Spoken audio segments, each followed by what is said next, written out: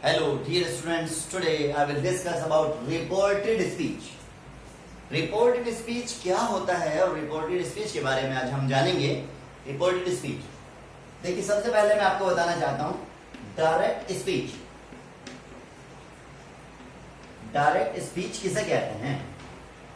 Direct speech होती है जिसमें कॉमा, इन्वर्टेड कॉमास होता है.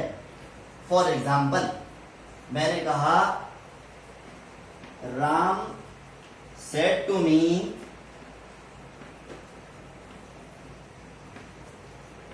comma inverted commas I am going. ये आपकी हुई डायरेक्ट स्पीच. तो इनडायरेक्ट स्पीच किसे कहते हैं? अब जानते हैं, देख लें. इनडायरेक्ट स्पीच, इनडायरेक्ट स्पीच किसे कहेंगे? फिर इनडायरेक्ट स्पीच कहेंगे जिसमें ग्रामर से संबंधी परिवर्तन हो जाता है, यानी ग्रामेटिकल चेंज हो जाता है, ग्रामर में चेंज हो जाता है, बदलाव हो जाता है. हम उसको क्या कहेंगे? उसे हम इनडायरेक्ट स्पीच कहेंगे. जैसे हमने राम लिखा, Ram as it is, said to को टोल्ड में चेंज कर दिया. कॉमा इन्वर्टेड कॉमास को हटाकर हम क्या लगाएंगे? That. I first person subject के अकॉर्डिंग, राम के अकॉर्डिंग ही हो जाएगा. प्रेजेंट पास्ट में चेंज हो जाएंगे. Was going. कहने का मतलब ये है कि जो बदलाव हुआ, टोल्ड, दैट, ही, वाज, ये कहां से बदलाव हुआ? इसे हमने सिर्फ कहा हमने इनडायरेक्ट स्पीच. इसे हमने क्या कहा? Indirect speech. अब बात करते हैं हम रिपोर्टिंग वर्ब की. रिपोर्टिंग वर्ब, रिपोर्टिंग वर्ब किसे कहते हैं? उसे कहते हैं जिसके अंदर स्पीकर हो और लिसनर भी हो. ना हो लिसनर कोई दिक्कत नहीं, कोई फर्क भी नहीं पड़ता, लेकिन स्पीकर तो होना चाहिए. जैसे कि राम ने मुझसे कहा, राम ने मुझसे कहा, तो ये क्या हुआ? Reporting verb. हम इसको क्या कहेंगे? RB. Reported speech, reported speech, reported speech बोले तो जिसमें मैटर गिवन होता है, यानी ये बाकी आई एम गोइंग, इसे हम क्या बोलेंगे? Reported speech. आपके यहां तक बात समझ में आई है? अब नेक्स्ट चलते हैं कि डायरेक्ट से इनडायरेक्ट बनाते किस तरीके से हैं. और अभी हमने जाना कि direct speech, indirect speech, reporting verb और रिपोर्टेड स्पीच किसे कहते हैं. देखिए इसका नंबर 1, से को टेल में चेंज करेंगे, सेज को टेल्स में चेंज कर देंगे, सेड ही रहेगा. सेड टू को हम टोल्ड में चेंज कर देंगे. अभी मैंने बताया था कि सेड टू को हमने टोल्ड में चेंज कर दिया. रूल नंबर 2 है हमारा कॉमा इन्वर्टेड कॉमास को हटाकर दैट लगा देंगे. कॉमा इन्वर्टेड कॉमास को हटाकर दैट लगा देंगे. समझने की कोशिश करेंगे. थर्ड जो रूल है हमारा SONO. SONO का मतलब क्या हुआ? S for subject, O for object, no for no. No मतलब नहीं. फर्स्ट, सेकंड, थर्ड, यानी I और V हमारे फर्स्ट पर्सन है जो कि सब्जेक्ट के अकॉर्डिंग चेंज होंगे, और U हमारा सेकंड पर्सन है जो कि ऑब्जेक्ट के अकॉर्डिंग चेंज होगा. ETC मतलब एक्सेट्रा थर्ड पर्सन है जिसमें कोई चेंज नहीं होगा, इसमें कोई किसी भी तरीके का बदलाव नहीं होगा. समझ रहे बात? ध्यान से समझ में आ रही बात? अब मैं आपको बता दूं, सेंटेंस लिखा मैंने कि राम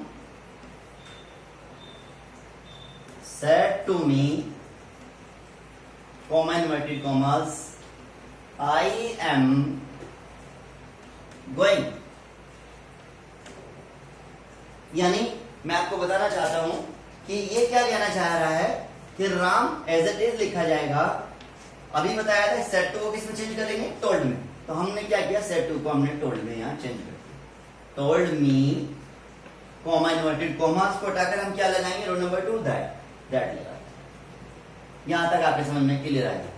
फिर उसके बाद हम क्या करते हैं कि आई, हम देखेंगे कि आई कौन सा पर्सन है, आई फर्स्ट पर्सन है, फर्स्ट पर्सन किसके अकॉर्डिंग चेंज होगा, सब्जेक्ट के, सब्जेक्ट क्या है, राम, तो राम को ही कहेंगे, दैट ही, और प्रेजेंट सारे पास्ट में चेंज हो जाते हैं, वॉज गोइंग। अब ये रूल मैंने अभी नहीं बताया, अभी आपको मैं रूल बता दूं, ये आपके इतने बात समझ में आ गई। इससे एक चार्ट है जो कि मैं आपको समझा दूं थोड़ा सा, जिसको क्या कहेंगे, SC PC OC, ये सब्जेक्टिव केस होता है, पॉजेसिव केस और ऑब्जेक्टिव केस। जैसे आई, वी फर्स्ट पर्सन है, यू सेकंड पर्सन है, थर्ड पर्सन में ही, शी, इट, दे, ये आते हैं। तो इसका पॉजेसिव केस आई का माई होता है और ऑब्जेक्टिव केस मी होता है, और वी का अवर और अस होता है, यू का योर एंड यू होता है, ही का हिज और हिम होता है, शी का हर और हर होता है, इट का इट्स और इट होता है, दे का देयर और देम होता है। आपकी बात क्लियर समझ में आई होगी।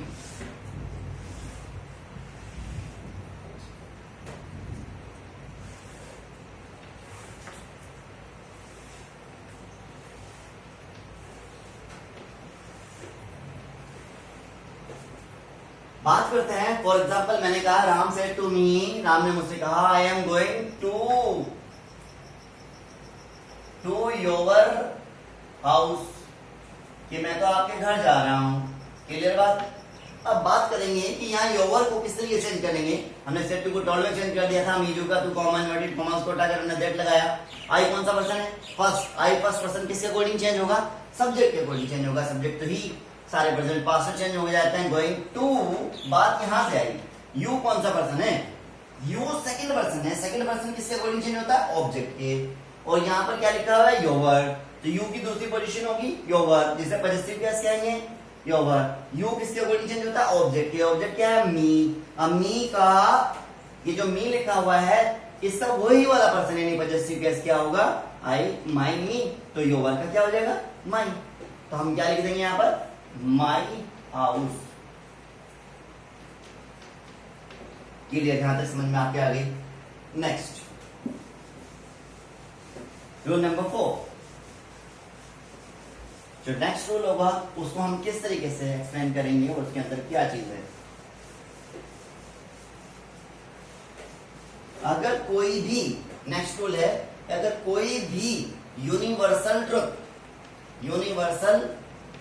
ट्रुथ आ जाती है तो हम क्या करेंगे, उसको कॉमा, इन्वर्टेड कॉमास को हटाकर दैट लगा देंगे और एज इट इज लिख देंगे, एज इट इज लिख देंगे। किस तरीके से लिख देंगे, सेम जैसा है ऐसे कैसे लिख देंगे, किस तरीके से लिखेंगे, जैसे मैंने कहा द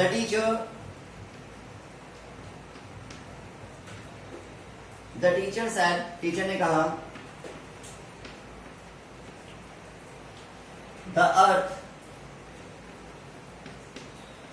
इज राउंड, मतलब यूनिवर्सल ट्रूथ। जब यूनिवर्सल ट्रूथ है तो हम क्या लिखेंगे, द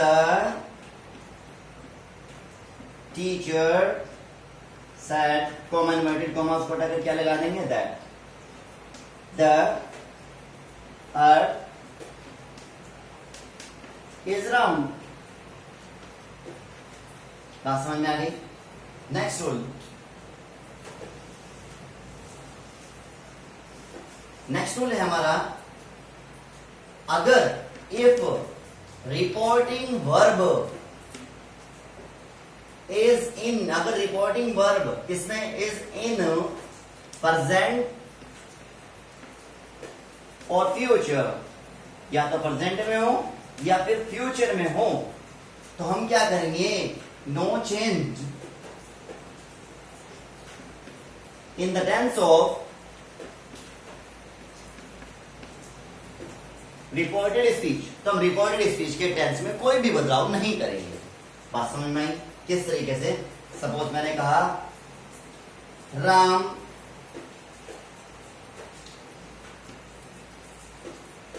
सेज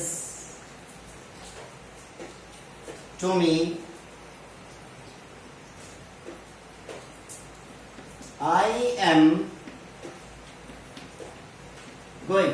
हमें कैसे पता चला कि ये प्रेजेंट है? क्योंकि एस और ई है। राम के साथ ही, शी के नेम के साथ एस और ई एस लगा हुआ होता है तो प्रेजेंट इंडेफिनिट होता है। तो प्रेजेंट है तो इसका मतलब ये हुआ कि हम यदि रिपोर्टिंग वर्ब, और हमारी रिपोर्टिंग वर्ब कौन सी? ये वाली रिपोर्टिंग वर्ब है, ये रिपोर्टेड स्पीच है।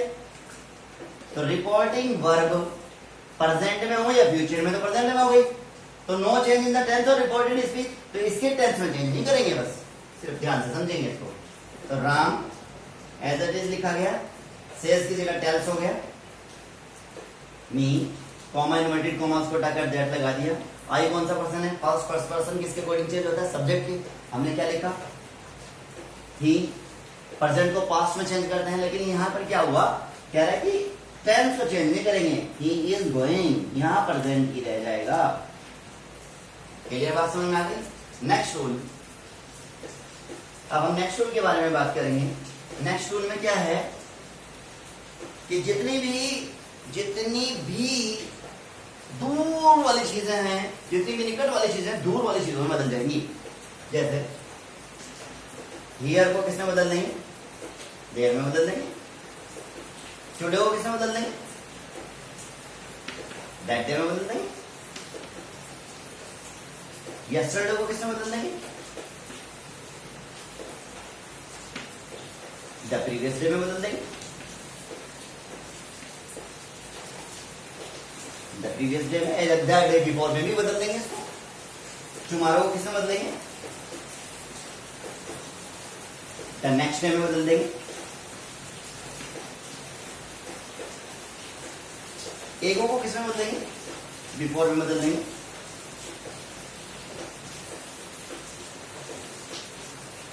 यानी जितनी भी करीब वाली चीजें हैं उनको दूर प्रकट करने वाली चीजों में बदल देंगे।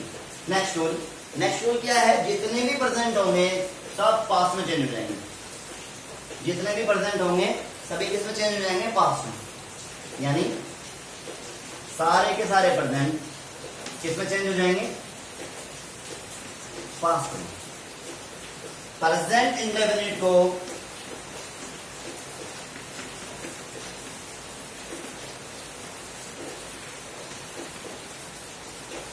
पास्ट इंडेफिनिट में बदल देंगे।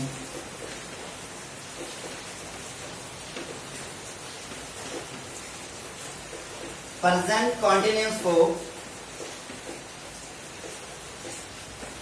पास्ट कॉन्टिन्यूस में बदल देंगे। समझ में आ रहा है? नेक्स्ट, प्रेजेंट परफेक्ट को पास्ट परफेक्ट में बदल देंगे। प्रेजेंट परफेक्ट कॉन्टिन्यूस को पास्ट परफेक्ट कॉन्टिन्यूस में बदल देंगे। क्लियर? ये तो था पास्ट, प्रेजेंट को सारे को पास्ट में बदल दिया। अब बात करेंगे हम कि पास्ट को फिर किस में बदलेंगे? पास्ट इंडेफिनिट को पास्ट परफेक्ट में बदल देंगे।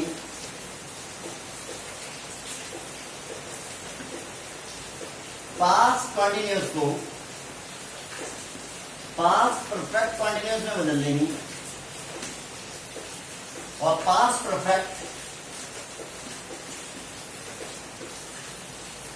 और पास्ट परफेक्ट कॉन्टिन्यूस, इनमें कोई चेंज नहीं होगा, एज इट इज लिखे जाएंगे। अब बात कर रहे हैं हम कि प्रेजेंट को हमने इस तरह बदल दिया, पास्ट की बात कर दी, तो फ्यूचर को क्या किसमें बदलेंगे? फ्यूचर में क्या होता है? विल को तो वुड में चेंज कर देंगे, और शेल को किसमें चेंज कर देंगे? शुड में चेंज कर देंगे। कैन को कुड में चेंज कर देंगे। मे को माइट में चेंज कर देंगे। मस्ट को हैड टू में चेंज कर देंगे। तो ये थे रूल डायरेक्ट से इनडायरेक्ट बनाने के और रिपोर्टेड स्पीच, जो आपकी 10th क्लास में सीबीएसई बोर्ड में आती है, और ये बहुत सारे 9th में, 10th में, 11th में और भी बोर्ड में ये काम आते हैं।